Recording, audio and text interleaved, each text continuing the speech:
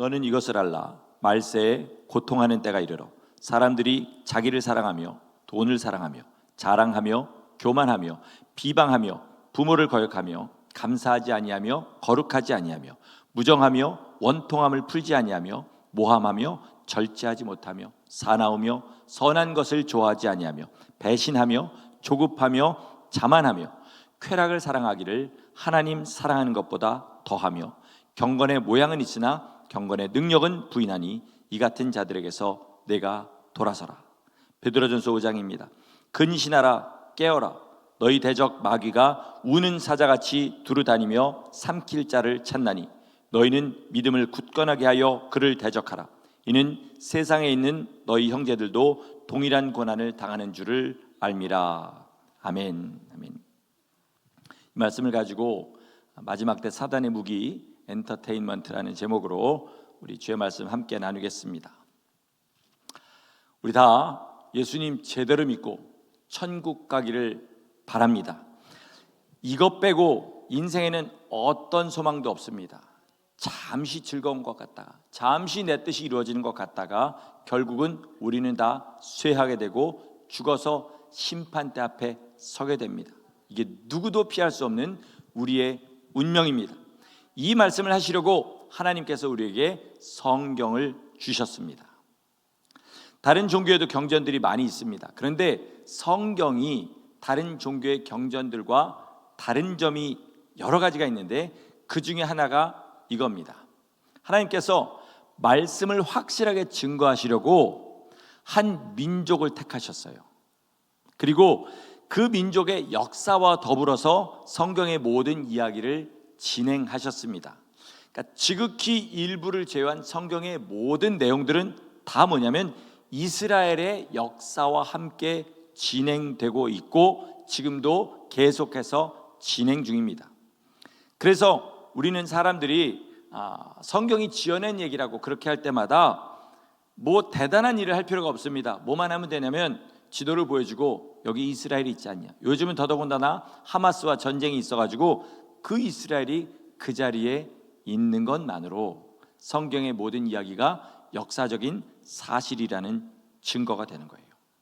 거기 가보면요, 고도 예루살렘, 올드시리 예루살렘이라고 그렇게 딱 돼 있어요. 그래서 예루살렘 시 안에 옛날 예루살렘이 그때 지어진 성벽을 삥 둘러서 그대로 있습니다.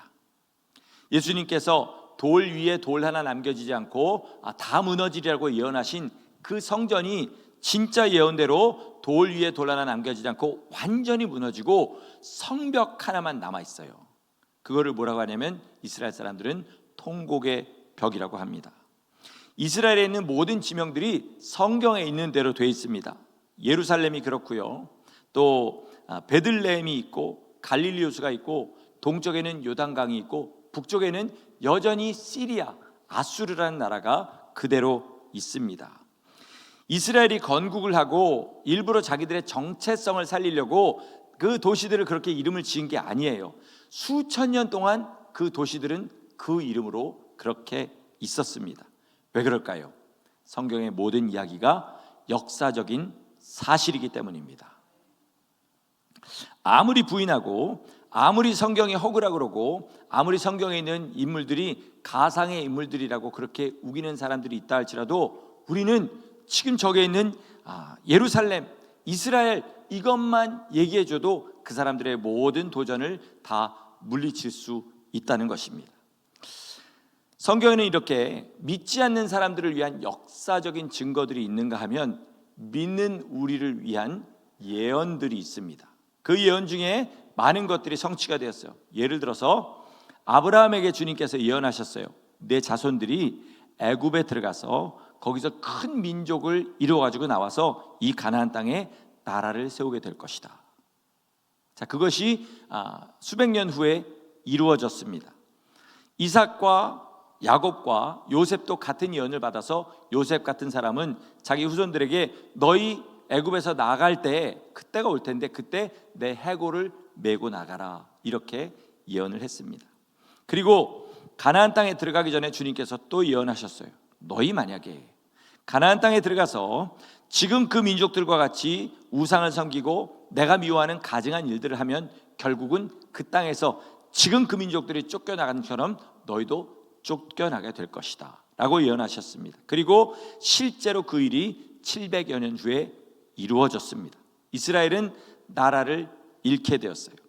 그런데 하나님께서 쫓겨나는 그들에게 또 한 가지 예언을 주십니다. 그것은 뭐냐면 언젠가 너희들이 이 땅에 돌아와서 다시 나라를 세우게 될 것이다 라는 예언을 주시게 됩니다. 예레미야와 다니엘을 통해서 주님이 이런 예언을 주셨어요. 너희 70년 후에 이 땅에 돌아오게 된다. 70년 후에 가서 나라를 세우는 줄 알았더니 그건 아니고 돌아가서 성전을 다시 짓고 그 땅에 살게 되었습니다. 계속 살아서 예수님이 오실 때까지 나라는 못 세우고 로마의 지배하에 있으면서 그 땅에 여전히 살고 있었어요. 그런데 예수님이 예언하셨어요. 너희 언젠가 이 성전이 무너지고 모든 것이 다 멸망하게 된 날이 올 것이다. AD 70여 년에 그 일이 실제로 일어나서 이스라엘이 로마에 반란을 일으켰다가 완전히 6년 만에 전멸에 가까운 상처를 입게 됩니다. 예루살렘 성 안에서 110만 명이 죽었다는 그런 전쟁 기록이 있습니다.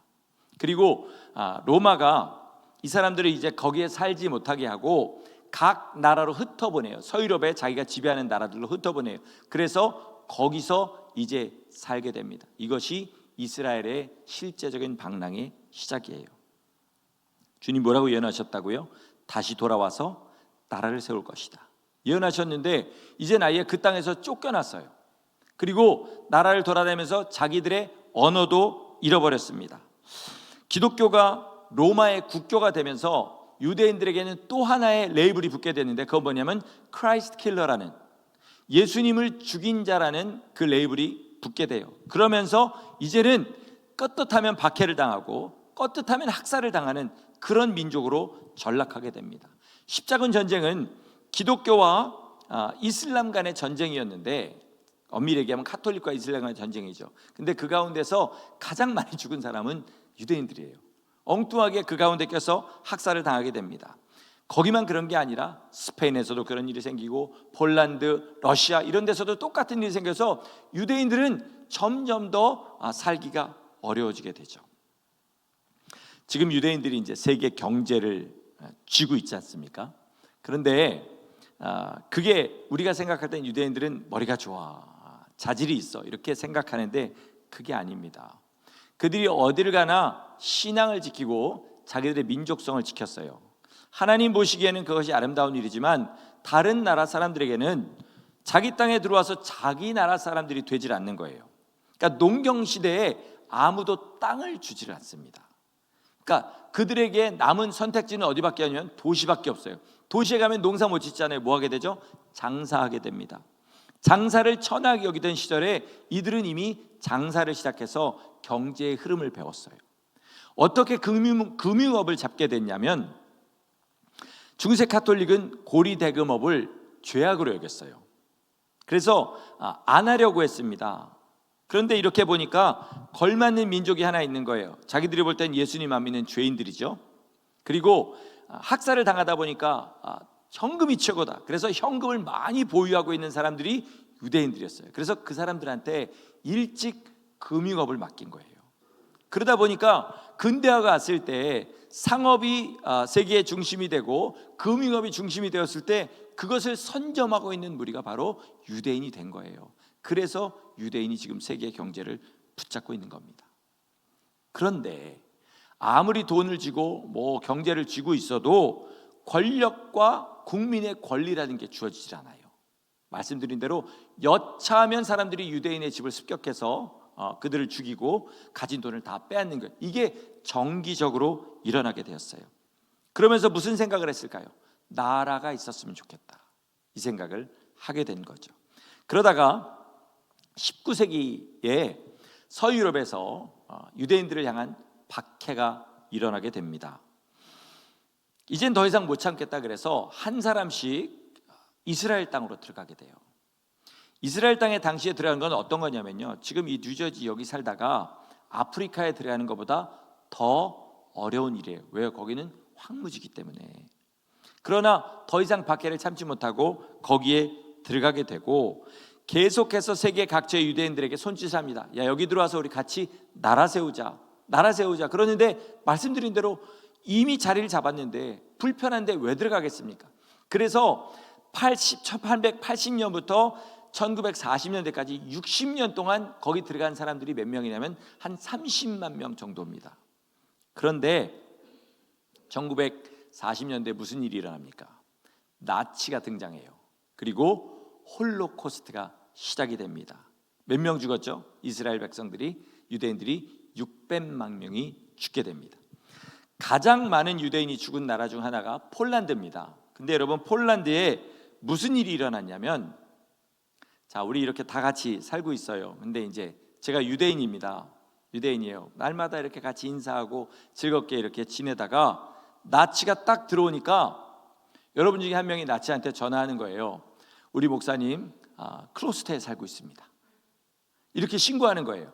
잡아다가 바치는 거예요. 그러니까 멀쩡하게 이웃으로 서로 웃으면서 그렇게 지내다가 하루아침에 자기들을 신고해서 잡아다 바치니까 충격이 엄청난 거예요. 이 일이 폴란드에서만 일어난 게 아니라 유럽 전역에서 일어나게 됩니다. 그래서 600만 명이 죽고 나니까 어떻게 돼요? 유대인들은 이제 더 이상 이렇게는 못 살겠다 싶어서 그 짧은 몇 년의 기간에 홀로코스트에 몇 명이 들어가냐면 40만 명이 들어가요. 그래서 1948년도에 70만 명의 국민들을 가지고 그 땅에 이스라엘을 건국한다는 건국 선언을 하게 됩니다. 건국 선언을 한 지 하루가 채 지나지 않아서 이집트, 시리아, 요르단, 레바논, 이라크의 연합군, 아랍 연합군이 바로 쳐들어오게 돼요. 세계는 어떻게 봤냐면 그것을 제가 마이크 타이슨이랑 권투 선수랑 권투하는 것 정도로 봤습니다. 며칠 지나지 않아서 이스라엘은 완전히 멸망하게 될 거다. 그런데 웬걸요? 1년이라는 시간이 지나가게 되고 결국 이 아랍 연합군이 패퇴해서 물러나게 되고 이스라엘은 그 자리에 나라를 건국하게 돼요. 2차, 3차, 4차 중동 전쟁을 거쳐서 이제 이스라엘은 누구도 부인할 수 없는 한 나라로 거기에 서게 됩니다.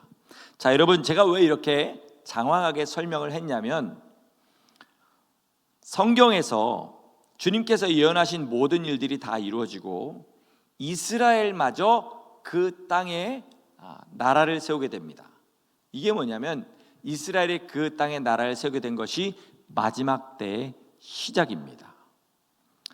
이 세상의 모든 것을 연극의 막과 장으로 몇 막 몇 장 이렇게 한다면 이스라엘이 그 땅에 나라를 세운 것이 땅의 마지막 장이 시작된 거예요. 그리고 이제는 어떤 목사님들이 이렇게 얘기해요. 마지막 페이지를 지나고 있다. 이제 정말로 얼마 안 있으면 주님이 다시 오신다는 거죠. 지금 여기 계신 대부분의 사람들은 이스라엘이 날 때부터 거기에 있었으니까 당연한 일로 생각하는데요, 그 전에 기독교인들은요 이스라엘이 거기에 나라를 세운다는 그 예언 자체를 아예 예언으로 받아들여지질 않고 그냥 어떤 비유나 상징 정도로 생각했었습니다. 그런데 거기에 나라가 서게 된 거예요. 그럼 그 당시에 기도하고 주님 앞에 깨어있던 사람들은 어떻게 생각했을까요? 곧 주님이 오신다, 이렇게 생각했을 거예요. 그리고 이제 마지막이 가까웠다고 외치기 시작했습니다. 이제 남은 약속은 뭐만 남았냐면 마지막 환난, 예수님의 재림, 마지막 심판, 그리고 영원한 천국과 지옥만 남아 있습니다. 이 모든 일에 마지막 때에 남은 일에도 이스라엘이 관련돼 있어요. 주님께서 마지막에 확실한 징조로 주신 것이 4가지가 있어요. 4가지가 있습니다. 그 중에 3가지가 이스라엘과 관련돼 있어요. 이스라엘과 관련돼 있지 않은 한 가지는 뭐냐면 이거예요. 모든 민족에게 복음이 전파되면 그제야 끝이 올 것이다, 이렇게 얘기했습니다. 지금 인류학자들이 조사한 바에 의하면 전 세계에 몇 개의 족속들이 있냐면 17,000여 개의 족속들이 있습니다. 나라 말고 족속들이요. 선교 용어에 미전도 종족이라는 것이 있습니다. 들어보셨죠? 미전도 종족은 뭐냐면 전 종족의 2% 미만, 복음을 들어본 적은 있지만 복음화율이 2% 미만인 종족을 미전도 종족이라고 그래요. 17,000여 개 중에 몇 개가 미전도 종족일 것 같습니까? 7,400여 종족이 미전도 종족이에요. 미개척 종족이 있습니다. 미개척 종족은 뭐냐면 복음이 들어가긴 했지만 0.1% 미만의 복음화율을 보이는데 여기가 미개척 종족이에요. 그러니까 미전도 종족 중에 미개척 종족이 있겠죠. 7,400여 개 중에 몇 개가 미개척 종족일까요? 5,000여 개가 미개척 종족입니다. 비전도 종족이 있어요. 비전도 종족. 이건 뭐냐면 아무도 복음을 들어보지 못했고 그 땅에 그 사람들이 사는 곳에 교회가 하나도 없고 사역자가 한 명도 없는 종족이 비전도 종족이에요. 몇 개가 있을 것 같습니까? 7,400, 5,000입니다. 몇 개 있을 것 같으세요? 100여 개가 남았습니다. 100여 개. 생각하고 다르죠, 그죠? 여러분, 그러면 주님이 말씀하신 모든 민족에게 복음이 전파되면 이란 말이 이 중에 미전도, 미개척, 비전도 종족 중에 뭘 말할 것 같습니까? 여러분, 0.1%의 미개척 종족 중에 25개가 어디 있냐면 미국에 있어요. 그러니까 어떻게 생각해야 되냐면 주님이 말씀하신 것은 비전도 종족에게 복음이 전파되면 이제 끝이 온다, 이렇게 생각해야 됩니다. 자, 이제는요 중국도 선교를 시작했습니다. 중국 인구가 얼마나 많은지 아시죠? 우리나라가 왜 통일한 다음에 하나가 되지 못하고 그렇게 됐냐면 중국이 인해 전술로 밀고 내려와서 그렇게 된 거잖아요. 그러면 그 사람들이 인해 전술로 나가면 어디 가겠습니까? 그 중에는요 진짜 날마다 울면서 주님 나 죽여주세요, 예수님에 살다가 예수님에 죽게 해주세요, 이렇게 기도하는 사람들이 너무 많아요. 그 사람들이 선교를 간다면 어디 가겠습니까? 비전도 종족 그 땅에 가는 거예요. 그러니까 이제 이 100여 개가 주님의 복음을 들을 날이 진짜 얼마 안 남았습니다. 3가지가 더 있다고 그랬어요. 마지막 때의 사인 중에 하나는 뭐냐면 너희가 이스라엘의 모든 동네를 다니지 못하여 인자가 오리라, 이렇게 하셨는데 이거는 모든 신학자들에게 난제입니다. 저도 드릴 말씀이 없어요. 그 다음 하나는 뭐냐면 예루살렘이 군대들에게 둘러싸인 것을 보거든 그때 너희는 멸망이 가까운 줄 알아라, 이렇게 얘기하셨어요. 이스라엘이 건국한 이후에요 어차피 이스라엘 사방은 군대로 둘러싸여 있습니다. 그런데 예루살렘이 군대로 둘러싸인 때가 온다는 거예요. 북쪽 시리아가 밑에까지 밀고 내려오려면, 예루살렘까지 오려면 2시간밖에 안 걸려요. 서쪽에 있는 이집트가 올라오려면 1시간도 채 안 걸립니다. 동쪽의 요르단도 마찬가지예요. 그러니까 예루살렘이 군대에 둘러싸인 일은 하루아침에 언제라도 일어날 수 있는 일이에요. 왜? 다 아랍은 이스라엘을 미워하니까. 지금 더더군다나 전쟁 중이잖아요. 무슨 일이 언제 일어날지 모릅니다. 마지막 때의 증거는 뭐냐면 멸망에 가증한 것이 서지 못할 것에 선 것을 보거든 산에 있는 자들은, 밭에 있는 자들은 옷을 가질러 뒤돌지 말고 그냥 무조건 도망해라. 지붕에 있는 자들은 집 안에 들어가지 말고 무조건 도망해라 하신 그겁니다. 바울은 이것을 이렇게 설명했어요. 그는 전능하신 하나님 앞에 자기를 높여 성전에 자기를 세우면서 보이면서 내가 하나님이라 하는 자라, 이렇게 얘기했습니다. 자, 그러면 성전에서 자기를 보일 사람이 나오려면 뭐가 있어야 돼요? 성전이 있어야 됩니다. 지금 예루살렘 성전은 아까 말씀드린 대로 로마의 그때 완전히 무너져서 여지껏 서지 못하고 있습니다. 근데 모든 게 다 준비가 됐어요. 법궤가 어디 있는지도 대충 파악하고 있다고 합니다. 메노라, 촛대도 이미 만들어서 그 예루살렘 성 안에 보면 그 방탄 유리 안에 그걸 세워놨고요. 레위인들도 DNA 검사해가지고 다 조사해서 이미 다 훈련시켜놨습니다. 그러니까 요이 땅 그러면 어떻게 되냐면 바로 가가지고 거기다 성전 짓는 거는 얼마 안 걸리게 돼요. 중요한 건 뭐냐면요, 이런 일들이 지금 다 현실로 일어나고 있다는 거예요. 한 가지뿐만이 아니라 모든 일이 다 한꺼번에 가까워지고 있다는 거예요. 제가 지금 왜 이렇게 장하게 설명하는지 아시겠죠? 마지막 때가 우리 눈앞에 있습니다. 그러니까 지금 회개하고 깨어나셔야 돼요. 세상의 유혹들이나 나를 좀 받아는 이런 것들에 시험 들어있지 말고 오직 주님 앞에 깨어서 회개하고 주님 뜻대로 그때를 준비하지 않으면 그때 가서는 못합니다. 여러분, 지금 우리가 신앙생활 제대로 못하는 이유가 뭐예요? 돈 때문이죠. 내 자존심 때문이죠. 그리고 내 세상에 기뻐하는 쾌락 때문이죠. 지금 이 평안한 시기에 그것 때문에 주님 뜻대로 살지 못하는 사람이 그때 가서 갑자기 각성해가지고 주님 뜻대로 그렇게 살게 되는 일 안 생깁니다. 여러분, 우리가 사람이니까 사람의 본성에 잘 아시잖아요. 그런 일은 안 생기는 거죠. 못 견딘다는 거예요. 그러니까 지금 깨어나셔야 됩니다. 무엇보다 사단이 자기의 때가 얼마 남지 않은 줄을 알고 오늘 본문 베드로전서의 말씀대로 우는 사자와 같이 삼킬 자를 찾고 있습니다. 자, 삼킬 자를 찾는다는 건 이미 삼킨 자들은 신경 쓰지 않아요. 자기가 삼키지 못한 자들, 즉 그리스도인들, 예수님을 믿는다고 하는 사람 중에 조금의 틈을 보이는 사람들을 삼키려고 하는 거죠. 이 사람들은 대부분 어떤 사람이냐? 아직 믿음이 연약하거나 또는 믿음의 길에서 떠났거나 세상의 재리, 유혹, 근심, 걱정 그리고 육신의 쾌락 때문에 거기에 빠져서 주님을 등진 사람들입니다. 제가 농담처럼 자주 하는 말이 있는데 그건 뭐냐면 지금은 악한 영의 일손이 남아 도는 시대다 이렇게 말을 합니다. 여러분, 그들이 믿는 자들이 조금의 틈만 보이면요 그냥 득달같이 달려들어서 이빨을 보이고 발톱을 세워서 물어뜯고 발톱으로 찢어버리려고 합니다. 이제부터 저는 어떤 사람이 이 사단의 공격에 가장 약한지를 설명하려고 합니다. 잘 들으시기 바랍니다. 성경은요 처음부터 끝까지 한 가지를 말씀하세요. 그게 뭔지 제가 수요일에 자주 얘기하는데 그건 뭐냐면 말씀 듣고 순종해라. 어디를 펴보세요. 어디를 펴보세요. 처음부터 끝까지 그 얘기합니다. 아담에게 너 선악과 먹지 말아라 말씀 주셨어요. 이유가 뭐가 됐던 그것이 보암직했던 먹음직했던 지혜롭게 할 만큼 탐스러워 보였던 먹었습니다. 원인과 결과밖에 없는 거예요. 주님은 먹지 말라고 하셨는데 먹었습니다. 쫓겨났어요. 이스라엘 백성들이 가나안 땅에 들어갈 때 너희 내 말씀대로 살고 우상을 섬기지 말아라.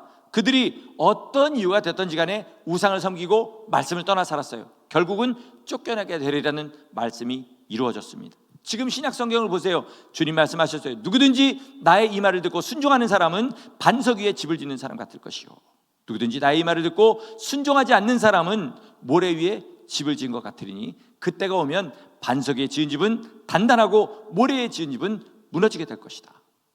끝까지 마지막 요한계시록 22장에도 그렇게 얘기해요. 주님께서 행위를 따라 심판하신다. 누구든지 이 두루마기의 말씀에서 더하는 자는 이 예언된 재앙을 더해 줄 것이요 누구든지 두루마기의 말씀에서 제하는 자는 거룩한 성의 참여함을 제하여 버리리라. 처음부터 끝까지 주님은 말씀대로 살라는 거예요. 그런데 현실은 뭡니까? 우리는 하나님의 말씀대로 살기가 불가능합니다. 불가능해요. 죄인들이라. 그러니까 말씀대로 살아야 되는 이 명제와 말씀대로 살기가 불가능한 이 두 가지 명제를 하나로 만들어주는, 말이 되도록 만들어주는 것이 있는데 그게 뭐냐면 예수 그리스도의 십자가 공로입니다. 그렇죠. 우리는 주님의 말씀대로 다 살 수 없습니다. 그런데 주님의 말씀대로 살아야 돼요. 그것을 말이 되게 만들어주는 것이 십자가 보혈의 공로예요. 우리 모든 사람은 이 믿음을 가지고 살아야 되는데 살지 못할 때에 주님 앞에 나가서 그 피로 씻고 새롭게 시작할 수 있습니다. 그래서 이것이 은혜 중에 은혜인 줄 믿으시기 바랍니다. 근데 악한 영들은요 여기에서 또 함정을 만들어냅니다. 그게 뭐냐면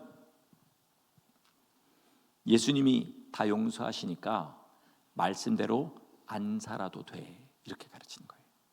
지금 나가서 다른 교회라고 다 그렇진 않겠지만 이 시대의 에버리지 크리스찬들하고 한번 얘기해 보세요. 대놓고 그렇게 얘기한 사람은 아무도 없어요. 말씀대로 안 살아도 돼 이런 사람은 없지만 잘 들어보면 결국 그 얘기가 그 얘기인 거예요. 말씀대로 안 살아도 된다는 거예요. 오늘 말세에 나타나는 현상에 대해서 바울이 디모데에게 설명했는데 그 중에 맨 마지막에 있는 게 뭐였냐면 쾌락을 사랑하기를 하나님을 사랑하는 것보다 더하는 사람들 이렇게 이야기했습니다. 사단이 삼키려고 찾고 있는 사람들 중에 대다수의 사람들이 바로 이 쾌락에 중독된 사람들이에요. 방탕한 즐거움, 문란한 즐거움에 중독된 사람들은 이미 사단의 아가리 안에 들어있는 겁니다. 죄송합니다, 제가 이런 안 좋은 말을 써서. 입 안에, 구강 안에 들어있는 거예요. 그게 이제 삼킬 일만 남아있는 거죠. 그런데 이 사람들은 그렇다 치더라도 너무 흔해서 우리가 위기를 감지하지 못하는 부류가 있어요. 그게 뭐냐면 쾌락을 다른 말로 바꿔보면 압니다. 오늘 설교의 제목인 엔터테인먼트. 이러면 확 들어오시죠. 엔터테인먼트의 의미를 영어 사전에서 찾으면 이렇게 되어 있어요. 다른 사람에게 재미와 즐거움을 주는 것, 이렇게 되어 있어요. 한국말엔 아예 대놓고 이렇게 얘기합니다. 영화, 드라마, 음악, 스포츠 등 오락거리, 이렇게 되어 있어요. 이게 엔터테인먼트입니다. 20세기에 TV가 개발됐습니다. 그것이 그 TV가 각 가정에 침투해 들어갔을 때 깨어있는 모든 목사님들은 다 이렇게 예언했어요. 저 TV가 사람들을 하나님 앞에서 세상으로 이끌어 당길 것이다. 그리고 그 예언이 이루어졌죠. 지금은 그때와는 비교도 할 수 없을 만큼 무섭고 강력해졌습니다. 초기에는요, 그 내용들, 영화나 드라마나 이런 내용들이 심의라는 게 있었어요. 그래서 부적절한 거, 사람들의 도덕을 무너뜨리는 거, 뭐 이런 것들은 아예 방송할 수도 없었습니다. 근데 지금은 제가 지난주에 말씀드린 대로 온갖 악한 것들이 다 들어있어서 우리 영혼에 아예 똥물을 들이붓고 있습니다. 그렇죠. 죄의 무서움이 뭐냐면 반복해서 익숙해지는 겁니다. 익숙해진다는 말은 좋게 표현한 것이고요, 다른 말로 하면 그거 없이는 못 살게 된다는 말이에요. 그렇죠? 처음 죄를 지으면 가슴이 두근두근하고, 그리고 이제 곧 지옥 갈 것 같은 그런 두려움이 막 엄습해 옵니다. 그런데 그게 2번이 되고 3번이 되고 10번이 되고 20번이 되면 그런 죄책감이 없어지고 다른 것이 그 마음을 메꿔요. 뭐냐면 나 이렇게 죄 지으면서도 교회 멀쩡하게 나와서 예배도 드리고 가끔 기분 내키면 성경도 보고 기도도 하고, 그리고 안 믿는 사람 보면 예수 믿으라고 한마디도 하고, 이런 거 보니까 이게 꼭 그렇게 나쁜 건 아닌가 보다 라는 생각이 들어가요. 그리고 나중에는 어떻게 되냐면 난 이걸 포기할 수 없어, 이렇게 바뀌게 됩니다. 이게 의학적으로 증명이 됐어요. 심리학적으로 증명이 된 게 아니라 의학적으로 증명이 됐어요. 사람이 쾌락을 자꾸 쫓아 살면요, 어떻게 되냐면 뇌 구조가 바뀌게 된대요. 물리적으로요. 전두엽이라는 게 있는데 그 전두엽의 모양이 바뀌게 됩니다. 특별히 도박이나 어떤 성적인 타락을 그렇게 하게 되면 순간적으로 강한 쾌락이 오잖아요. 그러면 더 심하게 변형이 된다고 합니다. 지금 많은 사람들이, 특별히 우리 아이들이 SNS에 중독돼 있잖아요. 틱톡, 그 다음에 유튜브 쇼츠라고 숏펌이라고 하는 거기에 중독돼서 막 이거 내리다 보면 2시간, 3시간이 후딱 지나간대요. 그런데 여러분, 이들이 이걸 그냥 만들어내고 운에 맡기고 만들어낸 게 아니라는 거예요. 철저한 연구를 통해 이것들을 만들어냈는데 이미 누군가 연구한 것을 바탕으로 했는데, 누가 연구한 걸 바탕으로 했냐? 라스베가스에 있는 도박장들의 그 영업부서에서 연구한 것들을 가지고 이것들을 만들어냈다는 거예요. 도파민이라는 이야기 제가 얼마 전에 설교 전에 한 적이 있는데, 사람이 만족감, 행복감, 그리고 쾌락을 느끼게 하는 물질이라고 했습니다. 이게 분비가 되면 사람이 그런 마음이 온다는 거죠. 그런데 이걸 강제로 대량으로 분비시키는 게 뭐냐면 마약, 도박, 어떤 성적인 그런 행위, 이런 것들이라고 해요. 도박할 때는 언제 이게 가장 많이 분비가 되냐면, 죄송합니다, 이제 뭐 이렇게 카지노 같은 데 가면 슬롯 머신이라는 게 있잖아요. 그게 이렇게 땡기는 거지 않습니까? 이렇게 땡기고 나면 이렇게 돌아가면서 그림들이 변하잖아요. 그때 도파민이 많이 분비가 된대요. 폭발을 하듯이 분비가 되는 데가 있답니다. 그게 언제냐? 그게 착착착착 맞아지면서 막 세븐 다이아몬드 이렇게 되면 그걸 보는 순간에 막 머리에서 폭발하듯이 도파민이 분출이 된대요. 성적인 죄를 짓는다 그러면 부부간이 아니라 그 외에 일어나는 모든 성적인 행위에서 이런 도파민이 분비가 된다는 거예요. 한 번 그만한 양의 도파민이 분비가 되면 그 다음부터는 일상의 소소한 기쁨들에는 만족을 못하게 됐어요. 다시 결국은 그쪽으로 가게 되는 거죠. 이 연구를 바탕으로 SNS들이 만들어진 거예요. 우리 아이들이 거의 다 하는 그 인스타그램이라는 거 여러분도 하시는지 모르겠습니다. 저는 안 해서 잘 몰라요. 근데 자기 사진이나 이런 동영상 같은 거 올리면 그 다음에 뭐가 하냐면 사람들이 좋아요, 좋아요, 좋아요 이걸 올려요. 이게 마치 이거 같은 거예요. 올리는 것은 땡기는 것과 같은 거고요. 좋아요가 막 뜨는 것은 이게 이제 그림이 맞아가는 것과 똑같은 겁니다. 그때 똑같이 도박하는 것과 비슷한 형태로 도파민이 분비가 된다는 거예요. 왜 그러냐? 이게 돈이 생기는 것도 아닌데 왜 그러냐면 사회적인 욕구 중에 인간의 그 사회적인 정신적 욕구 중에 사회적 인정 욕구라는 게 있어요. 사람들에게 인정을 받으려고 하는 거죠. 이게 충족돼 가는 과정이라고 합니다. 성경에서 이걸 뭐라고 말하냐면 요한일서에서는 이생의 자랑이다 이렇게 얘기해요. 그리고 다른 말로 아버지께로부터 온 것이 아니요 세상으로부터 온 것이다 이렇게 말합니다. 그래서 아이들이 이거 많이 하면 전두엽의 모양이 바뀌어버린답니다. 우리 아이들이 지금 그런 상태에 있는 거예요. 그런데 과연 우리 아이들만 그럴까요? 과연 우리 아이들만 그렇겠습니까? 죄가 이런 식으로 우리 삶에 들어옵니다. 첫 발을 두렵게 뛰고 나면 두 번째 발은 좀 더 쉬워지고 세 번째, 네 번째 하다 나중엔 아예 달리게 돼버려요. 더 무서운 게 뭔지 아세요? 내가 그렇게 죄 가운데 빠져서 믿음이 바뀌어버리면요 다른 사람도 자기처럼 살게 만들려는 시도를 반드시 하게 돼요. 왜요? 마음이 편해야 되니까. 내가 죄 짓고 살아가는데 주위에서 거룩하게 사는 거 볼 수 없으니까. 그래 바뀌게 됩니다. 그리고 나중에는 어떤 사람이 되냐? 말씀대로 살지 않아도 천국 갈 수 있는 길이 있다 이렇게 주장하는 사람이 돼요. 이게 뭐냐면 우상을 섬기자고 유혹하는 사람입니다. 신명기에 보면 내 품의 아내라 할지라도 어디에 가서 다른 신을 섬기자고 하면 불쌍히 보지 말고 돌로 쳐서 죽여라. 죽이되 네가 가장 먼저 돌을 던지고 그 다음 사람들이 던져서 죽게 하라 이렇게 얘기합니다. 그만큼 죄를 향해서 끌고 간 사람들은 우리 영혼을 영원히 멸망하게 하는 사람이기 때문에 가만히 둬서는 안 된다는 거죠. 우리 밖에 나가서 그런 믿음을 이야기하는 사람들을 보면요 이 사람 믿음이 좀 껄쩍지근하다 그러면 이렇게 한번 물어보세요. 우리 성도는 반드시 말씀대로 살아야 됩니까? 라고 물어보세요. 그러면 진짜 구원받은 성도는 네 그렇습니다. 우리가 비록 연약해서 그렇게 할 수는 없다 할지라도 예수 그리스도의 보혈의 공로를 의지하면서 우리는 반드시 주님의 모든 말씀대로 살아야 됩니다 라고 대답합니다. 그러나 잘못된 믿음에 전염된 사람들은 말이 많아져요. 사기꾼들의 특징이 뭐죠? 말이 많아지는 거예요. 거짓말하는 사람은 항상 말에 말을 덧붙여서 사람들을 혼란하게 합니다. 말이 깨끗하지 않아요. 만약에 그렇게 살지 않아도 천국 갈 수 있습니다 라고 얘기하는 사람은 잘못된 믿음을 가진 사람이죠. 말씀대로 못 사는 사람이 있고 말씀대로 안 사는 사람이 있습니다. 말씀대로 안 사는 사람은 어떤 사람이냐? 주님께서 죄라고 하신 것을 내버려 두고 즐기는 사람이에요. 회개할 그런 계획을 가지고 지금 당장은 즐기는 사람, 이 사람들이 말씀대로 안 사는 사람들입니다. 말씀대로 못 사는 사람들이 있어요. 주님 뜻대로 살려고 온 힘을 다하는데 원체 우리가 죄의 장아찌처럼 살고 미련하고 연약해서 넘어지고 옷이 더럽혀진 사람이에요. 그런 사람들은 계시록에 뭐라 그러냐면 어린 양의 피에 옷을 빠는 자들이다 이렇게 얘기합니다. 날마다 왜요? 더러우니까. 아까 어떤 성도님이 검은 바닥에 흰 게 떨어져 있는 걸 보고 이런 거 보면 못 찾겠어요. 왜요? 검은 바닥에 흰 게 떨어져 있으니까 너무 눈에 띄는 거죠. 왜 주님이 우리에게 흰 옷을 입혀주셨을까요?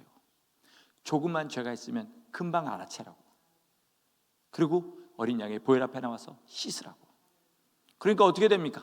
나 죽게 되었습니다. 막 전전긍긍하고 있을 때 주님의 보혈의 샘이 우리 눈앞에 믿음으로 그렇게 주어지고 그 보혈의 샘에 씻고 다시 휘어져서 일어나서 걷게 되면 주님을 찬양하지 않고는 견딜 수 없게 되고 주님께 감사하지 않고는 견딜 수 없게 되고 내 모든 삶을 다해서 주님을 사랑하지 않고는 견딜 수 없게 되는 줄 믿으시기 바랍니다. 말씀을 마치겠습니다. 여러분 마지막 때라고 그랬습니다. 우리 마지막 때가 오면 뭘 해야 될까요? 어떤 사람은요 물과 비상식량을 사놓아 이렇게 얘기합니다. 여러분, 이게 미련한 일은 절대로 아니에요. 사람이 언제 어떤 일이 일어날지 모르기 때문에 우리가 그 정도 준비는 하고 있는 것이 지혜롭습니다. 이거는 절대로 미련한 일은 아니에요. 그러나 아무리 쌓아놓고 아무리 준비해놔도 믿음이 없으면, 지금 주님 뜻대로 살지 않으면 그때 가서 그것을 이길 수 있는 사람은 아무도 없습니다. 제일 중요한 게 뭐예요? 지금 주님 뜻대로 사는 삶인 줄 믿습니다. 제가 왜 자꾸 예배 나와서 우리 같이 예배 세웁시다 하냐면요, 이게 우리가 주님을 프라이어리티를 두고 살고 있다는 증거이기 때문에 그렇습니다. 지난 금요일에도 똑같이 말씀드려요. 같이 우리 모여서 저녁에 기도합시다 했는데 한 분이 안 나오시던 분이 나오셨어요. 나머지는 여전히 안 나오시죠. 여러분, 이게 뭐냐면요, 나는 안 변하겠다고 작정하고 사는 거예요. 그렇지 않습니까? 그 시간에 대단한 일 하신 분이 있으면 한번 나중에 저한테 좀 알려주시기 바랍니다. 정말로 나는 운전이 안 되는 분들이 있어요. 그런 분들은 집에서 온라인으로 할 수 있습니다. 그러나 진짜 그 시간에 대단한 일 하신 분이 있으면 저한테 좀 알려주세요. 아마 그 시간에 쉬시든지 아니면 엔터테인먼트를 하고 계신 분들도 많았을 거예요. 그러니까 그거로 붙잡고 나가는 겁니다. 예배만 나오면 모든 게 다 잘 된다, 이 말씀 드린 건 절대로 아니에요. 그러나 예배를 나오는 게 힘든데 어떻게 다른 삶을 주님 뜻대로 사는 게 쉽겠습니까? 이 얘기를 하는 거예요. 여러분, 요즘은요, 아이들도 너무 바쁘다 그래요. 중학생 애들도 왜 이렇게 시간이 빨리 가는지 모르겠다 그럽니다. 저는 중학교 때 시간이 진짜 안 갔어요. 왜냐하면 빨리 커서 빨리 내 마음대로 돈 쓰고 빨리 장가 가고 싶었거든요. 근데 요즘 애들은 이런 엔터테인먼트를 통해서 간접 경험을 워낙 많이 하다 보니까 그런 생각이 없어요. 하루 종일 옆에서 보면 인스타그램 하죠, 영화 보죠, 드라마 보죠, 만화 보죠, 그리고 음악 듣죠. 그러니까 뇌가 쉬는 시간이 없으니까 바쁘게 느껴지는 거예요. 그리고 점점 하나님이 만나실 수 없는 그런 사람들로 변해가고 있는 겁니다.